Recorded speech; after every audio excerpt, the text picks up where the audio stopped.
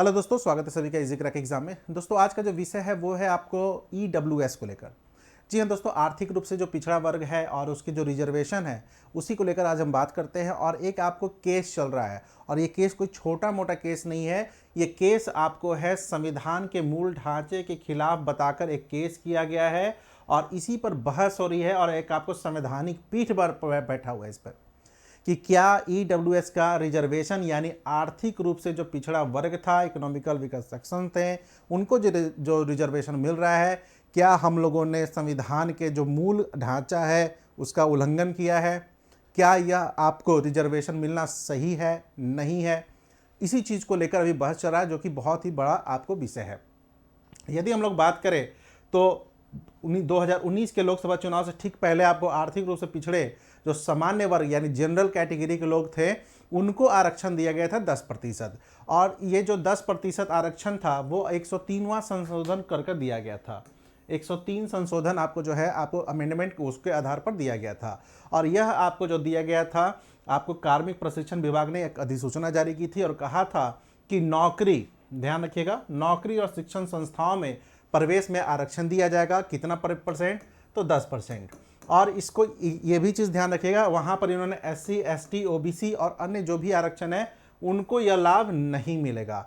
बात यहीं पर फंसा, ठीक है। और इसके आधार पर 2-3 चीज़ों को रखा गया था। इसके आधार पर कुछ चीज़ों को रखा गया था, कुछ ज़मीन को लेकर, मकान को लेकर, आय को लेकर। तो आय 8 लाख, यानी ऐसा सामान्य परिवार, सामान्य जनरल कैटेगरी का जिसको अभी तक कोई रिजर्वेशन नहीं मिलता है, आपको ऐसे सामान्य जनरल कैटेगरी के सामान्य श्रेणी के परिवार जिसकी आय, यानी अगर वो व्यक्ति या फिर आपको विशेष जो है ऐसे परिवार से संबंधित है जिसका सालाना 8 लाख से कम है, घर, जमीन वगैरह और भी कई कुछ आधार थे, यदि वो फुलफिल नहीं कर पा रहा है तो उसको 10% आरक्षण दिया जाएगा नौकरी में और शिक्षण संस्थाओं में। लेकिन इसमें सिर्फ और सिर्फ जनरल कैटेगरी यानी सामान्य श्रेणी के लोग ही रहेंगे। SC, ST, OBC का आरक्षण नहीं दिया जाएगा।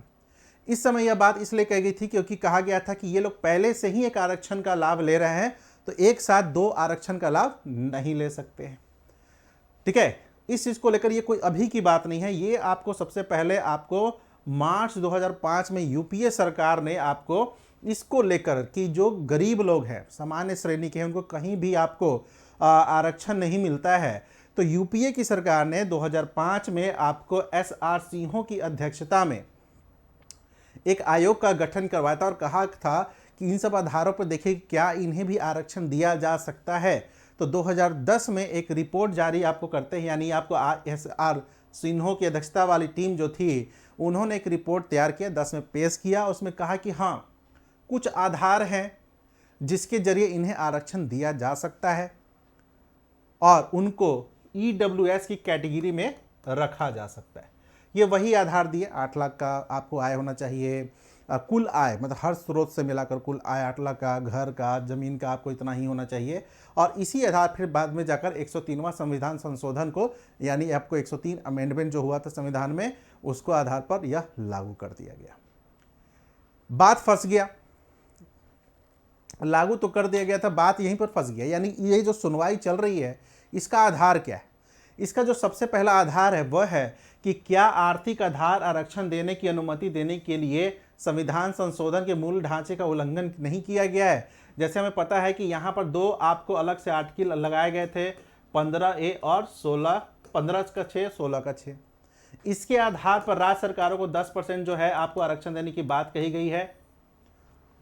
शिक्षण संस्थाओं में आरक्षण देने की बात की गई है, यानी प्राइवेट शिक्षण संस्थाओं में भी आरक्षण देने की बात की गई है। दूसरा क्या मामला उठता है? दूसरा मामला यह उठा कि क्या OBC, SC, ST वर्ग के सामाजिक और आर्थिक पिछड़ेपन से पिछड़े लोगों को EWS कोटे से अलग रखकर क्या आपने संविधान के मूल ढांचे का उल्लंघन नहीं किया है? क्योंकि हम लोग क्यों इनको आरक्षण देते थे कि ये जो ऐसे आपको कैटेगरी, ऐसी श्रेणी है जो बहुत पहले से क्या है हमारे समाज के जो मुख्य धारा है उससे जुड़ नहीं पाए हैं, उन्हीं से जोड़ने के लिए तो आपने तो इनको अलग कर दिया। और तीसरी बात जो यह है कि इस कानून के द्वारा राज्य सरकारों को निजी संस्थानों में दाखिले के लिए जो EWS कोटा तय कर दिया गया है, क्या यह भी संवैधानिक मूल ढांचे के खिलाफ नहीं है? यानी 3 मामला फंसता है। सबसे पहले तो आपको एक अमेंडमेंट किया गया था जिसमें आपको एक पावर दे दिया गया था राज्य सरकार को भी। दूसरा आपको है कि ओबीसी, एससी, एसटी इनको इससे अलग रखा गया। और तीसरा है आपको निजी संस्थानों में, निजी शिक्षण संस्थानों में भी आपको इसमें एंट्री के लिए जबरदस्ती कि आपको ईडब्ल्यूएस कोटा रखना पड़ेगा। तो ये 3 जो बिंदु हैं सुनवाई के आपको इसके आधार बने हैं। ये जो पीठ है इसमें ये 5 आपको जज, जिसमें खुद आपको जो सीजीआई हैं, आपको chief justice of India Lalit ji, Triveni, Pardiwala, Ravindra Bhatt ji, Dinesh Maheshwari, ये 5 लोगों की टीम है जो आपको, टीम में कर रहा हूँ, संवैधानिक पीठ है जो आपको इसकी सुनवाई कर रही है और अभी यह मामला कोर्ट में। एक आपको मजबूत स्टैंड लिया डीएमके ने, तमिलनाडु की पार्टी है, पता ही होगा डीएमके। उन्होंने सुप्रीम कोर्ट में कहा कि हम लोग जो हैं ईडब्ल्यूएस के एकदम खिलाफ हैं, और इसमें इन्होंने कहा कि इसके पीछे इन्होंने तर्क दिया। सबसे पहले तो एक है कि सुप्रीम कोर्ट ने आपको इंदिरा साहनी वाले केस में आपको पता ही होगा कि 50% से ज़्यादा आरक्षण किसी भी हाल में नहीं होना चाहिए। डीएमके कह रहा है कि जहां पर आरक्षण की बात करें 50% तो हमेशा पार हो जा रहा है। यदि हम लोग सभी आपको आरक्षण की बात करें तो यह पार हो जा रहा है, और तमिलनाडु राज्य पार हो गया था। यहाँ पर आपको यह भी पता, जो भी बहुत ही चर्चा में था। उसके अलावा इन्होंने कहा कि नौकरियों और शैक्षणिक संस्था में आरक्षण का आधार कभी भी आर्थिक नहीं हो सकता है। मान लीजिए कोई गरीब है, ठीक है, कोई आपको बहुत पैसे वाला, मान लीजिए कि 8 लाख आपको इसका आधार है, मान लीजिए कोई 6 लाख कमा रहा है और आप उसको आरक्षण दे रहे हैं, बट वो उतना टैलेंटेड नहीं है, ठीक है, सामान्य श्रेणी का है, तो इसका आधार कभी आर्थिक आप नहीं रख सकते हैं। और इन्होंने यह भी आधार किया कि जो पूर्व समय में भेदभाव और अन्याय के शिकार जो हुए थे हमारे एससी एसटी वगैरह, इसको तो आप अवहेलना कर रहे हैं, उनको अलग रख के इससे। तो डीएमके ने भी यह स्टैंड लिया है।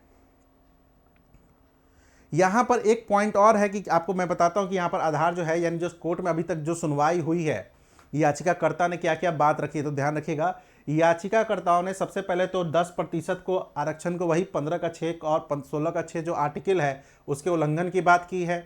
दूसरी बात कही है कि भाई आपका जो सुप्रीम कोर्ट का ही है 50% का सीमा, उसका भी उल्लंघन कर रहा है।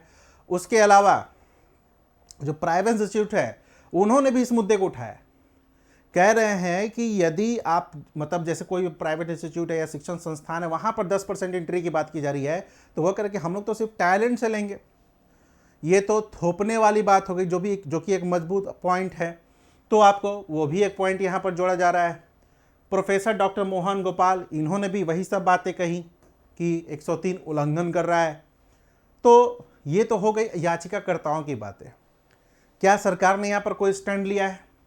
जो केंद्र सरकार है अभी हमारे, क्या इन्होंने कोई स्टैंड लिया? जी हाँ, इन्होंने भी ये स्टैंड लिया है और इन्होंने साफ साफ कहा है कि आर्टिकल 46 डीपीएसपी में, यानी राज्य के नीति निर्देशक तत्वों में आर्टिकल 46 में आपको यह कहा गया है कि हमारे देश में आर्थिक रूप से जो कमजोर वर्ग हैं उसकी रक्षा करना है। ये भी तो संविधान की ही बात है, आर्टिकल 46 में है, तो हम भी तो वही कर रहे हैं। तो इसमें कैसे समझ आप लोग कह रहे हैं कि ये हम लोगों ने मूल ढांचे को चेंज कर दिया, हम लोगों ने मूल ढांचे को परिवर्तित कर दिया है। और ये आपको जो स्टेटमेंट है जारी किया गया सामाजिक न्याय और अधिकारिता मंत्रालय के द्वारा, और भी कई सारे दलीलें दी जा रही हैं। उसके पीछे एक और दलील यह है कि एससी, एसटी और ओबीसी को उसी आरक्षण में ना रखने का कारण यह भी है कि उन्हें पहले से ही एक आरक्षण दिया जा रहा है, तो वो हॉरिजॉन्टल आरक्षण आपको यहाँ पर मतलब एक पे एक लेयर आरक्षण चल जाएगा, जो कि सही नहीं है। उनको उनके आधार पर तो दिया ही जा रहा है आरक्षण। एक ऐसा तबका है भारत में जो कि गरीब है, जो कि बेसिक नीड्स बहुत पूरा नहीं कर पाता है, यदि उस व्यक्ति को मूल धारा से अगर जोड़ रहे हैं तो इसमें क्या गलत? ये तो हमारे संविधान में ही लिखा हुआ है कि आर्थिक रूप से कमजोर वर्गों के हितों की रक्षा करना, 46 में डीपीएसपी में, तो वही तो कह रहे हैं। तो ये बात बहुत आपको फंस रहा है, पेच फंस रहा है। अभी इसकी सुनवाई फिलहाल चल रही है। तो आपको क्या लगता है कि ये सही है आरक्षण ईडब्ल्यूएस या नहीं है?